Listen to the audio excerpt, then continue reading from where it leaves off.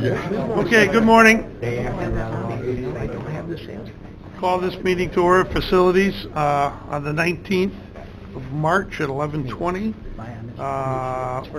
Motion to approve the minutes from the last meeting. Supervisor Garrity, second by Supervisor Loeb. All in favor of approving the minutes? Aye. Opposed? Passed. We're going to go with buildings and grounds first today. On your agenda, you should all have your agendas already.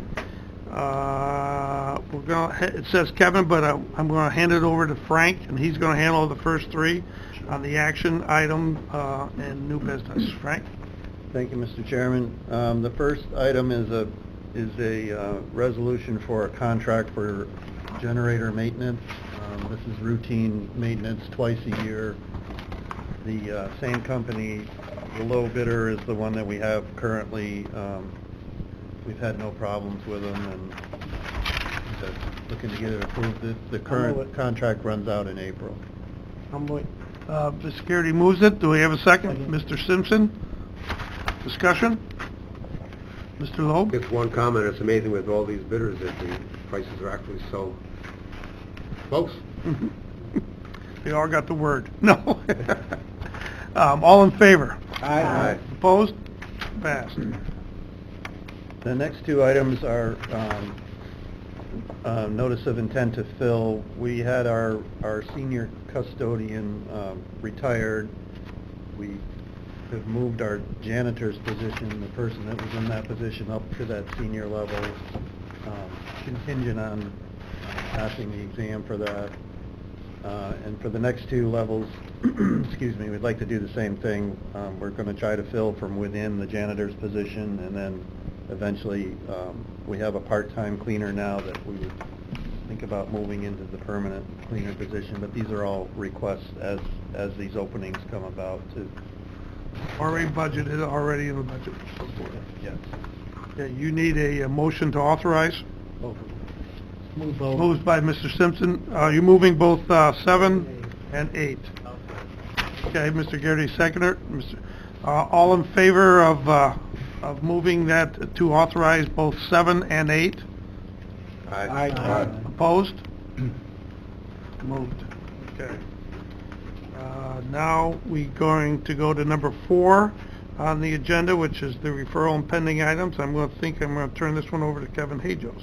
Thank you, Mr. Chairman. Real quick, an update on based on the last committee meeting, it was the consensus of the committee to have me pursue the subdivision as well as prepare the 2 RFPs to go out, one for sale and then one for operation of our facility down on Dix Avenue. As of right now, our surveyor is out doing the survey work in preparation for the planning board meeting in the town of Queensbury. There's a lot of requirements for the planning board and for the survey, setbacks, green space.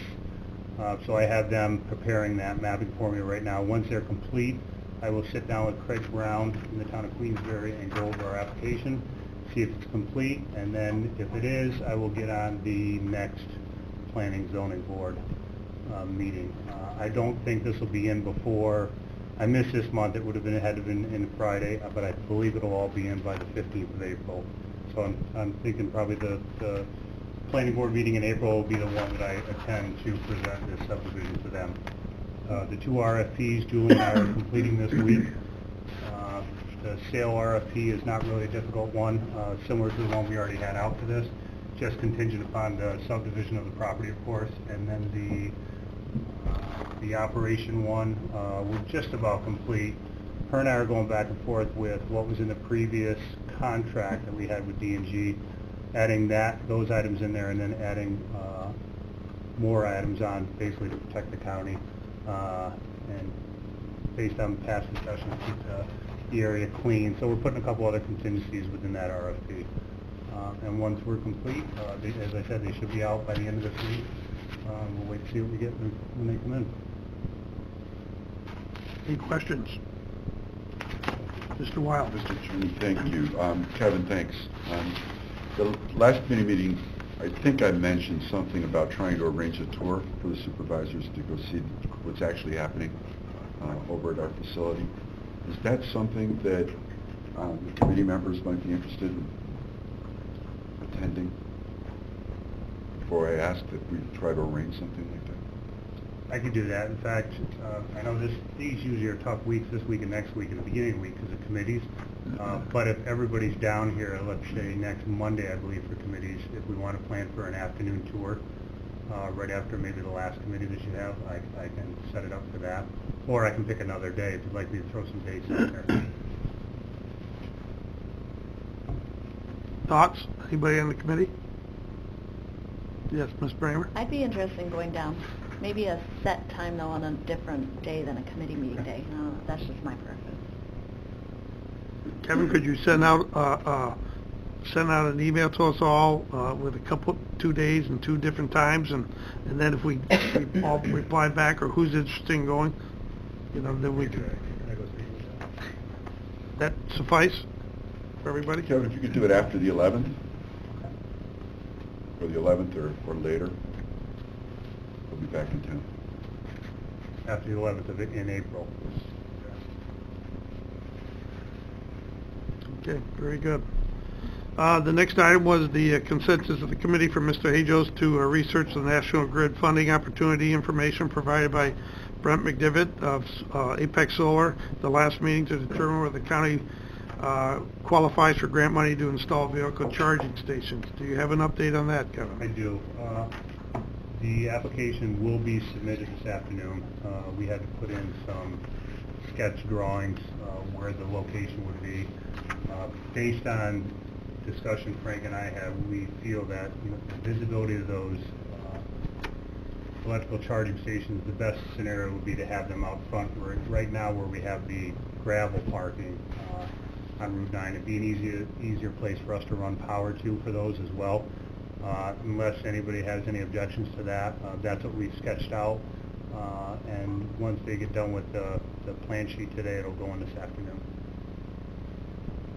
Questions, Mr. Sorry, Mr. Chairman, again, do we have any idea what the maintenance, what our responsibility is, what the contract looks like, before we move forward with this? Well, this isn't even a contract necessarily for us to move forward. This is the contract that or just an application to see that they would even give us the funding. We're not guaranteed the funding yet. That's all this application is for. Mr. Simpson? I just want to bring up, so what is our plan, or who's going to benefit from this? Is it from the traveling public, or do we think our employees are going to be moving to electric vehicles? I'm just wondering, who our intended audience is. Because my personal feeling about some of these proposals, they're good, but they might not be focused in the right area to have the biggest bang for the buck.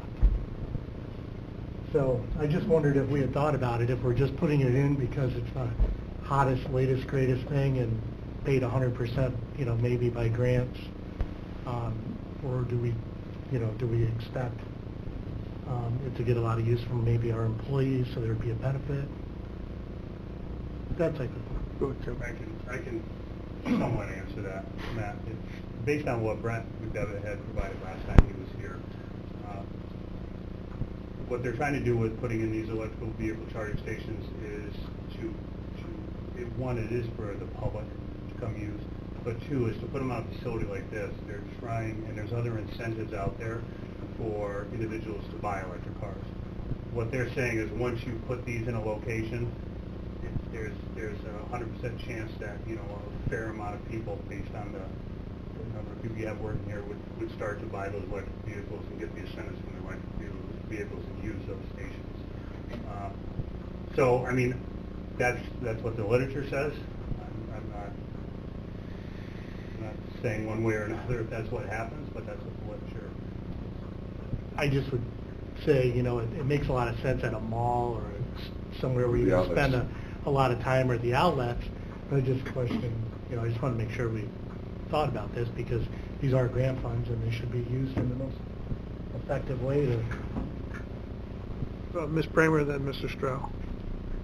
I was envisioning them being used by the traveling public, like tourists to the area, because I think there are people from out of this area that have already made the leap to EVs, and they need places along the I-87 corridor where they can stop. So I think especially putting it out front makes a lot of sense to assist our tourists and get them to stop. You know, maybe they're not stopping here and going to the county center, but they could feasibly walk to the outlets and hang out and then Yeah. come back. But, and I do think down the line it's going to be for our employees, but I also want to make sure that we have a way that we can charge those tourists for the dollars. I know it's not a lot of money, but I think that that technology exists too, that people who have those vehicles have apps where they can just plug in and they pay for what they use, but maybe we can give a free or discounted rate to our employees who are using it.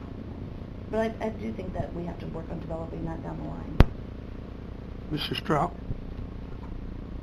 Yeah, well, there's the public version that you're talking about, and I don't think it's appropriate that give free anything. Right.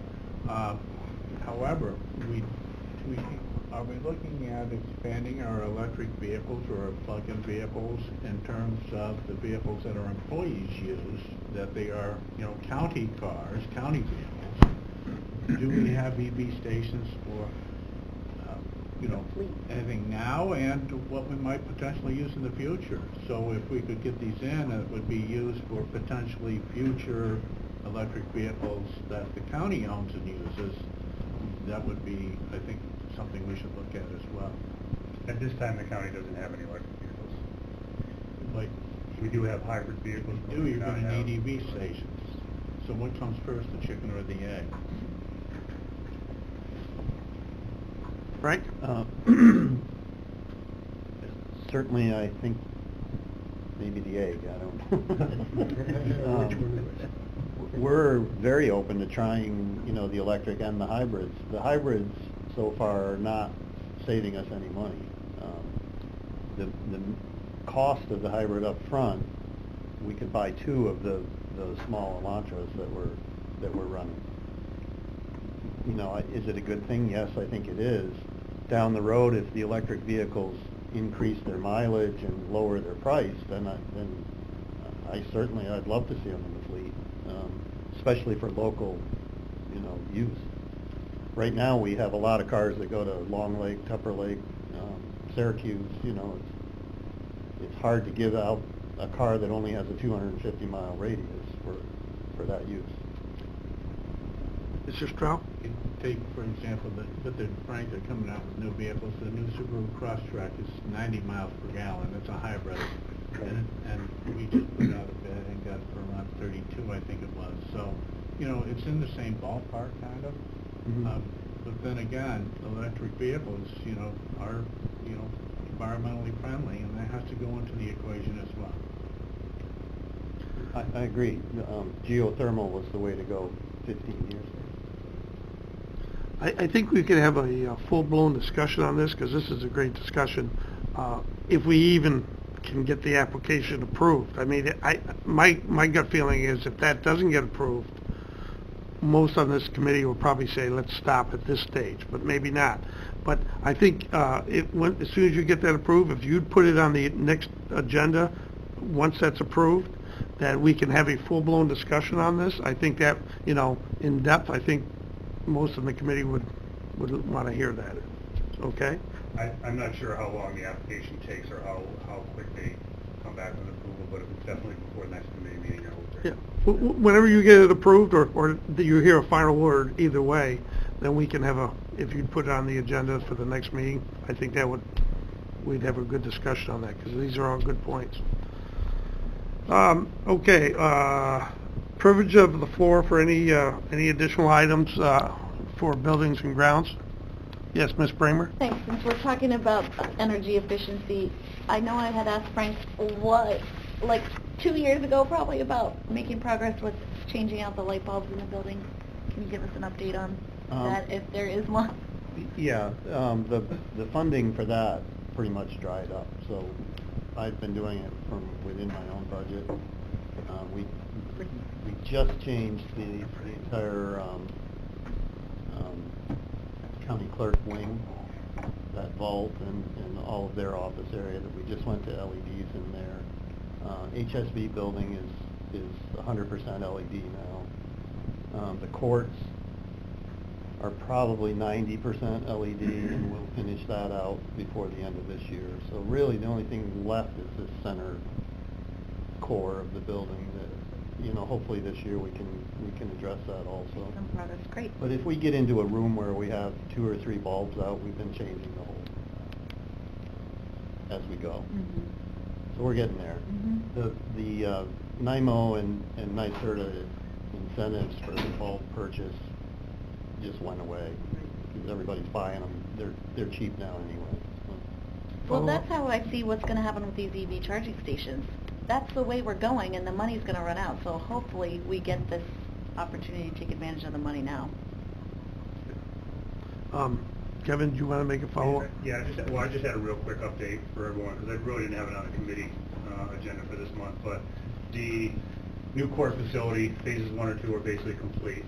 They had a fix to do over there. I believe they're doing the fix now, and it looks as though we were probably $15,000 under budget.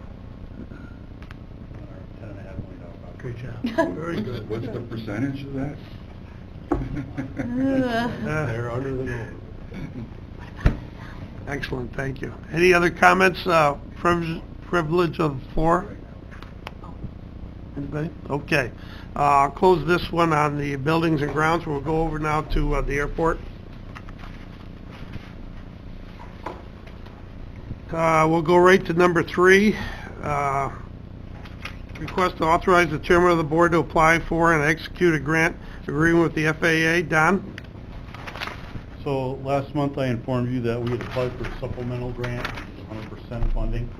And since that time, the FAA called me up and said, we don't know if you're going to get the supplemental, you may or you may not. So we're giving you the opportunity, if you want to, go ahead and put in a regular AIP grant application that's normal to building. So this is the design piece of that. So if we get the supplemental, it'll be 100%, and if not, we can just go the traditional route of 90-10, which is 5% lower. Now, this has been on the books since I was here in 08, so I think the FAA recognizes it's been a long-standing project, and they're trying to help us out get this completed. Make a motion. Motion by Mr. Simpson to move it, second by Ms. Frazier. Discussion? All in favor? Aye. Opposed? Passed. Okay. All right, what else we got here? RFQ update? Yep. So every 5 years, we put out a request for qualifications for our airport consultants. That request was put out, and since then we've received 6 proposals from 6 different consultants. This year, we're going to do it a little differently, following the AC a little closer. We're going to be evaluating not only for architectural engineering, but also for planning. And then next month, I'll come to you with our recommendations. The selection committee is myself, Kevin, and Emma Lehman. Go ahead. Just Kevin? to add on to that, in the past with that AC circular, the FAA only required just an engineering / planning together. This year in the circular, they've actually wanted it split up so that you have a planner. Now, our planner could be an engineer as well, but they wanted it split up this year as planners and engineer architects. Any questions? Just a side note, Kevin sent all communications in the last 3-4 weeks to the airport file today. As you know, we're any communications with CNS and FAA or any other agencies, Don and Kevin have been kind enough to make sure we're getting that. And going forward, we'll get that once a week. Instead of waiting 3 or 4 weeks, we'll get that weekly. So whatever communication. So that is in an airport file. Amanda has that. And anyone in the public can always access that. Okay, are there any other? Yes, Mr. Is that online, or is there some link for us to get to that, or do we have to probably ask? Well, I have it in a file digitally, and I have a paper file. So I can send the file. There's no way we can get to it just through the website or something like that? Yes, Ms. Kramer. Thanks. I have 2 issues that would like an update on. One is this and this is coming from my conversations with pilots in Queensbury, and the one was about the steel hangers, and I'd just like a little update on that. Okay, so with the steel hangers, we decided last month to go with the steel hangers and maximize the grant that we have, working within the confines of the monies that we have, and build as much as we can get. And that's what we're going for right now. So that proposal has been sent back to the state because we had to change the scope of the project. So the state is going to approve that, and then hopefully next month I'll come back to you with a state grant for that, and a proposal for consultant agreement Rowan Johnson, Passwell. And how many, Passwell. I told them that we were going with the steel, and they were pleased with that. I just didn't know how many we were getting? 10? 10? Well, so what we're going to do is we're going to put it out to bid. We're going to do a base bid of 10, and then we're going to show two additional hangers as add-ons. Add alternates. So we'll see what the 10 come in as during the bid. What we can get. And then if we still have more money and the next 2 come in, so we'll see how many more we can add on beyond that. And then we'll maximize. And hopefully in the future another opportunity will come and we can continue to build hangers. Okay. The other thing was, I was talking to them about the runway extension, which they really didn't have an opinion on, which I thought was interesting. But what they were upset about was a closure recently, because they said our airport is great. We're always dry and clean. The runway is always available, and they fly over Saratoga, and theirs looks like a mess during snowstorms. And they get to Albany, and ours is better than Albany. But for whatever reason, we were closed recently on a Sunday, and that was something they thought was really weird and wanted to know what was going on, and I had no idea. Yeah, well, we close for snow removal. So when my guys are out there moving snow, we close, and then we open up. So I haven't gotten any complaints all winter, so. Okay. If you're talking to somebody, you're probably talking to one person, not a group. It was I don't know. one particular Sunday, and I didn't know if it was about the Sunday or about the snowstorm, so I said I would follow up. Okay, so what we do is when we have a snowstorm, let's say we have a snowstorm Saturday night into Sunday. The guys will come in Sunday morning at 5 a.m. If the snow stops, typically by 10 or noon time, the runway will be open and everything will be clear. Okay. But Well, during the time that they're out there working, we close the runway for safety. okay. So maybe it was just that, but It was last Sunday, it's not. it wasn't the was it? Maybe. But aside from that, very happy with the operations and really had a lot of glowing things to say about how clean and dry our runway is. Yeah, I've gotten a lot of compliments this year, particularly from the jet operators of the runway conditions. So we've been working with them.